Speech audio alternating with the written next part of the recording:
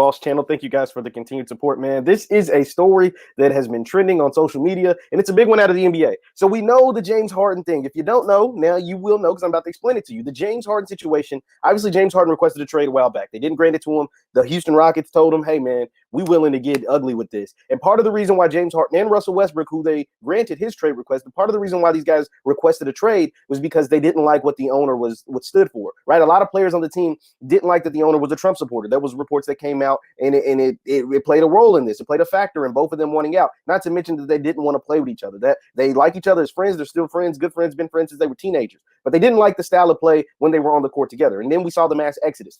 D'Antoni was out. He's put out. Daryl Morey, the GM, was put out. So the head coach, GM gone. The two stars went out. They get rid of Westbrook, bring in John Wall, and now James Harden is left. And James Harden still is standing strong on not wanting to play for the Rockets this year. The Rockets said, to hell with you. We're going to keep you because we just can't get equal trade value in sending you out. So that is the story behind the Houston Rockets. So what James Harden does when his team is reported for camp, right? Like they're practicing, they had a preseason game, like they're getting ready to play. James Harden is out partying.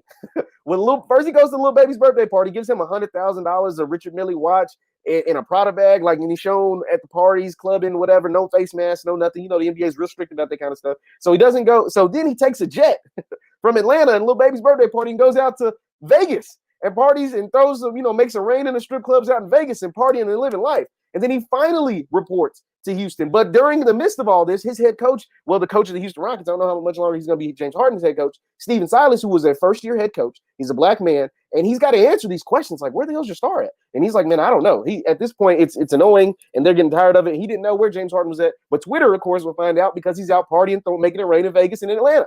So fast forward to some people that have take problem with what James Harden did, and that is Steven Jackson. That's where Steven Jackson comes in. We all know Steven Jackson played in the NBA like 15 years, won a championship.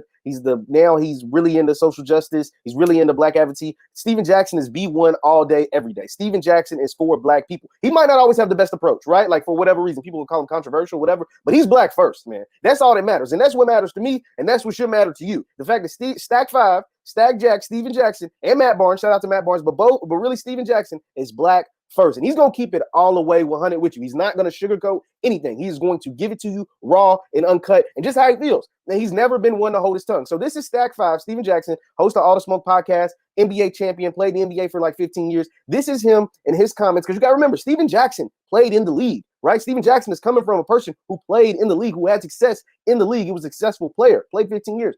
And this was his thoughts on James Harden and what he's doing to not just to the Houston Rockets, but to the black head coach, the first-year black head coach. So James is trying to continue to be around close to D'Antoni so he can't be held accountable. And then again, what type of dude is you? The Rockets finally get a young black coach. A young black coach get an opportunity, and you don't want to show up to camp. You don't want to play for him. How that look? And you wonder why every time a black coach get a job, they put him in a bullshit situation. Look what you're doing. What a real one would do is go play for that black coach and make him look good and build with John Wall and DeMarcus Cousins. Some real ones. Obviously, you want to chase rappers, maybe. So that was Stack. And here's another video of Stack talking about James Harden and the situation that's taking place in Houston. This is Stack 5 as well. James Harden did not like the owner of the team. The owner was on bullshit. Newsflash. All owners are on bullshit. Okay? All owners on bullshit. And how the owner on bullshit, James? He been paying you all this money and y'all ain't won shit. So he ain't on bullshit. He just want what he paying for. And that's some championships, some wins. I don't want to hear nothing about he don't like the owner, he don't like the man, damn all that. He ain't gonna run no organization, regardless what organization he go to. Every owner's gonna be on bullshit. Every team he go to, the owner gonna be on bullshit. I don't know, man. Maybe it's just me. And that was the previous video. So Steven Jackson brings up some interesting points, right? He said that the owner's on BS, right? And that's the truth. Think about it. The NBA has one black owner. That's Michael Jordan. And so what do you mean by owner on BS? He's a Trump supporter or whatever. You know what I'm saying? Like whatever. You know, like that's going to be the case. And 90% of the owners in the NBA probably supported Trump, right? 75%. So it didn't matter. Stack saying it don't matter what team you go for, whether he supports Trump or he's a Republican or he don't really care about the Black Lives Matter movement. It's going to be like that. Most of the teams you go to. Most of the teams you go to is going to be like that. Not only that,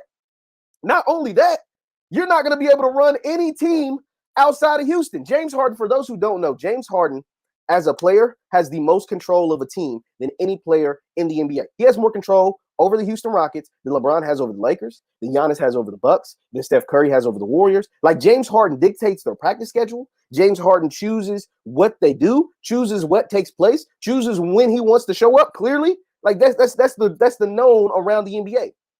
And so that's just the case. Now, in Stacks, what Stack goes on to say is like, man, you should be wanting to help this young black brother, right? Because now what he's saying by chasing D'Antoni, James Harden, originally it was reported that he wanted to go play for Brooklyn. D'Antoni is now on the Brooklyn Nets staff. And so he wants to go play there, try to win a championship. Now, it's two sides to this coin, right? Like, I can't just be all on Stack's side, but Stack makes some very good points. It's like, man, even if you want, here's my thing.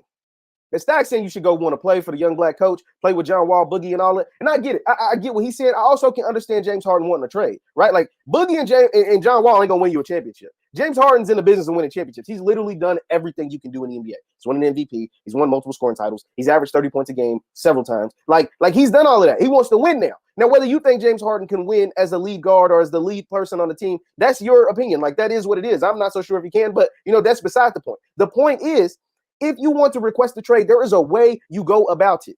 There is a way you go about it. Your teammates shouldn't be hearing about what the hell's going on with you. They're down there practicing and training camp, getting ready to play games, and you out in the strip club throwing ones and making it rain, paying somebody tuition. That's not how they should be finding out what their teammate is doing. Even if you don't want to be in Houston, you are still under contract. You still are an employee of the Houston Rockets. It don't matter what your owners own. Like Stack said, it don't matter. The man, you want a $200 million contract. You still got $100 million left on this deal.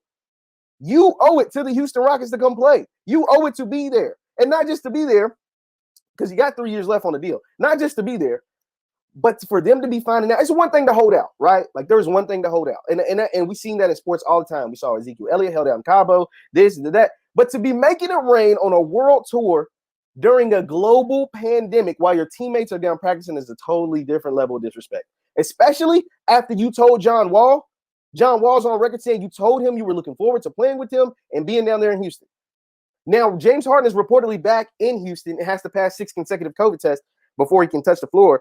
But beside the point, man, this was just all about looking. I'm with Stack on this. Like this was ugly, James. You could have went about this so much better. And you got this young black first-year head coach having to answer for all this craziness that you got going on. Let me know your thoughts in the comments down below on James Harden and his stripper world tour or cross-country tour that he did from Atlanta to Vegas and now finally reporting down to Houston Rockets camp. Once again, I'm Jeff Lightsy Jr. with the BlackBoss Channel. Be sure to subscribe to the BlackBoss Channel, hit the notification bell, and you can follow me right there on Instagram at JLightsy7, and I'll see you guys next time.